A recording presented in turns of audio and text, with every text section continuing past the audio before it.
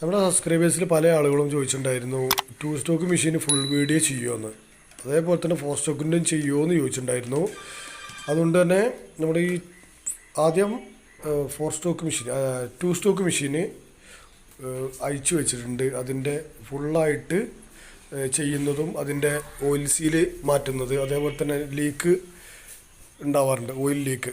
അത് ഇല്ലാതെ എങ്ങനെ സെറ്റ് ചെയ്യുക എന്നുള്ളതും അതിൻ്റെ ബെയറിങ്ങൾ ഓയിൽ സീലുകൾ സെറ്റ് ചെയ്യുന്നതൊക്കെ കറക്റ്റായിട്ട് ചെയ്യുന്നത് അടുത്ത വീഡിയോയിൽ കാണിക്കും. അതുപോലെ തന്നെ ഈ പഴയ ഈ ഓയിലും കാര്യങ്ങളൊക്കെ ആയ മെഷീന് കഴുകി വൃത്തിയാക്കി ഒരു പുത്തനാക്കിക്കൊണ്ടുള്ള വീഡിയോ ഉടനെ വരും.